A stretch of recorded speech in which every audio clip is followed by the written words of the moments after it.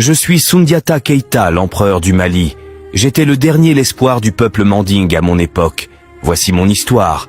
Mais avant de commencer, mettre cette vidéo dans tes favoris et n'oubliez pas de partager. Avant tout, j'ai une question pour vous. Croyez-vous à la destinée? Moi non plus, je ne croyais pas.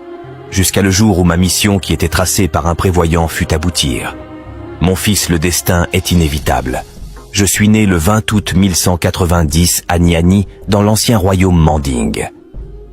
Mon père était un roi, il s'appelait Naré Magan Konaté, et ma mère était Sogolon Kondé.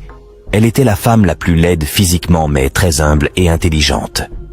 Mon père avait une autre femme, au fait c'est ma mère qui était sa deuxième.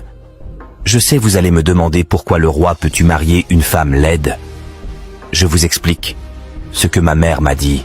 Un jour, un divin était venu faire la prédication à mon père, disant ceci: « Mon grand roi, un jour, une femme laide et bossue te donnerait un fils.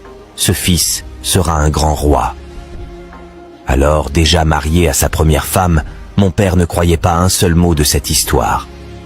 Après quelques années plus tard, un danger arriva dans le royaume.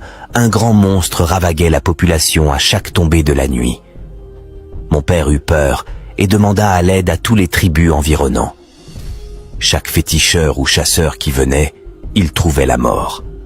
C'est ainsi 2 chasseurs sont venus, eux aussi à combattre le monstre et avoir des récompenses du roi. Je sais vous être curieux de savoir comment ce monstre est mort. Mais avant tout, je vous le dis, il faut jamais être indifférent ou méchant à quelqu'un que tu connais pas.